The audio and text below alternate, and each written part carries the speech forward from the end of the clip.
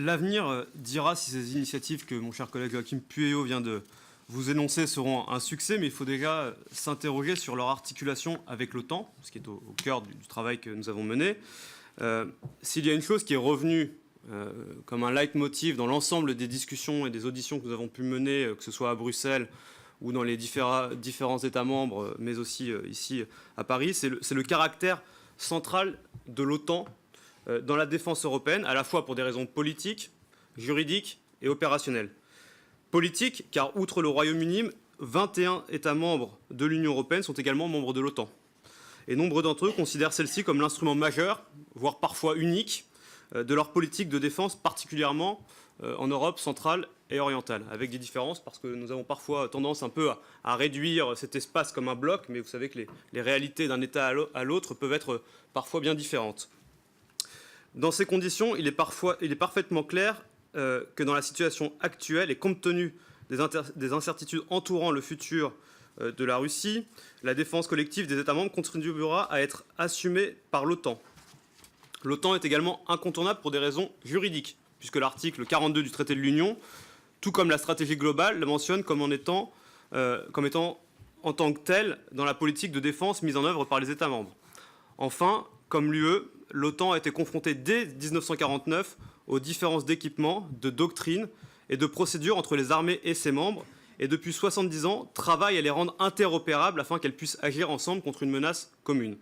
Dans ces conditions, l'interopérabilité des armées nationales européennes passera aussi par l'OTAN. De ce constat du caractère central de l'OTAN, nous avons tiré deux conclusions. La première, c'est la nécessité pour les États membres de l'Union européenne, et en particulier la France, de s'investir dans les structures de l'OTAN. Les initiatives françaises en matière de PSDC seront d'autant mieux reçues par nos partenaires, en particulier en Europe centrale et orientale, que celle-ci s'investira dans la présence avancée et renforcée et autres initiatives que porte l'OTAN. Cette réflexion nous a été faite régulièrement. La deuxième est la nécessité pour l'Union européenne d'approfondir sa coopération avec l'OTAN dans les domaines où celle-ci est indispensable, et nous pensons ici en particulier à la cyberdéfense. L'importance de l'OTAN, qui nous a été rappelée tout au long des auditions que nous avons pu mener partout en Europe, dans la défense européenne, ne fait cependant pas obstacle au développement de la PSDC et ne doit pas servir, à mes yeux, d'alibi à certains pays pour ne pas avancer sur les questions de défense européenne.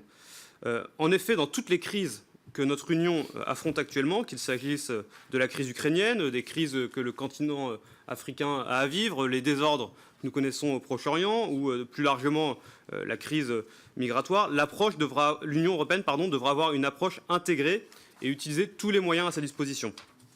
Dans les crises militaires, les moyens militaires évidemment, mais dans d'autres situations, et c'est ce que l'on privilégie, l'aide au développement et humanitaire, le commerce, bien sûr le dialogue politique, comme c'est déjà le cas dans un certain nombre de conflits. Or, cette variété de moyens, l'OTAN n'en dispose pas. En outre, la sécurité de l'Union se joue aussi à l'Est.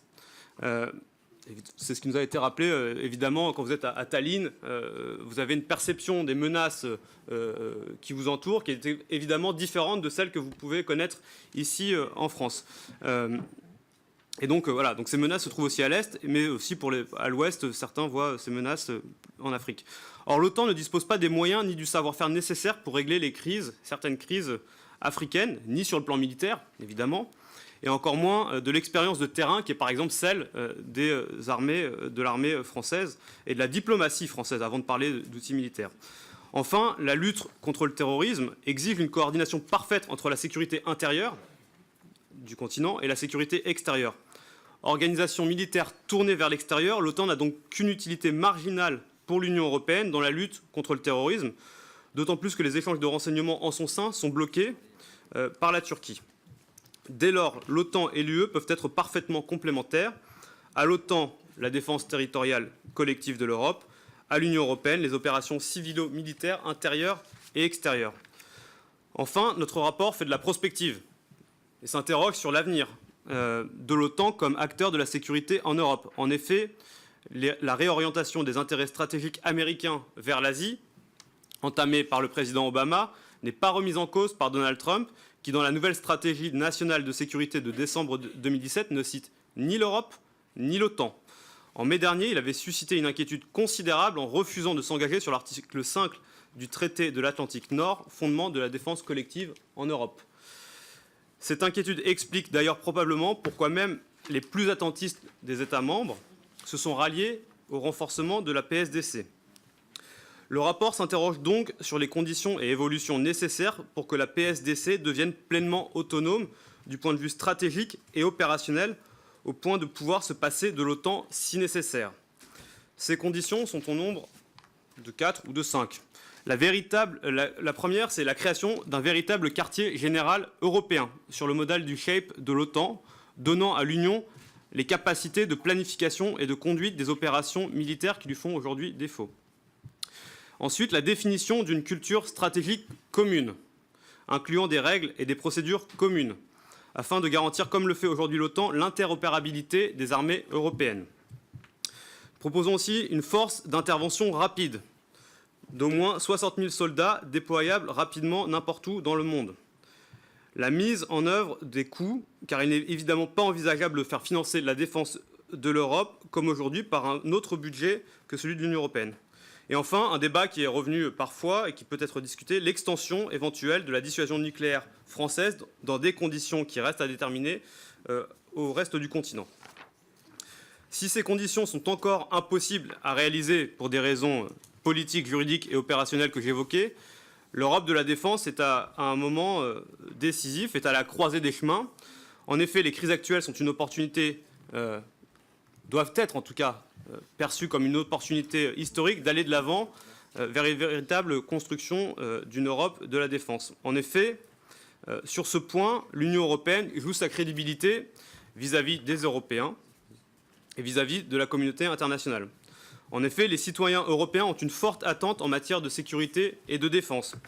Si l'Europe devait décevoir cette attente, elle nourrirait un sentiment anti-européen et la perception que, décidément, l'Europe est coupée des réalités, et peut-être pire, incapable de les affronter en s'adaptant avec des mesures nécessaires.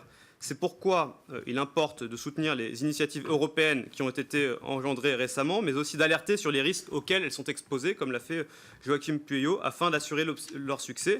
C'est l'objet de cette PPRE que nous proposons d'adopter. Et je voulais terminer par souligner l'excellence, à mes yeux, de la coopération qui a été la nôtre avec Joachim Pueyo pendant ces 6 mois de travail et l'ensemble des auditions que nous avons pu mener. Et puis je remercie Julien Barbeau pour tout le soutien qu'il a pu nous apporter au long de ces longues semaines, et évidemment nos collaborateurs, nos bureaux respectifs qui ont été d'un grand soutien aussi. Merci. Voilà, je voudrais m'associer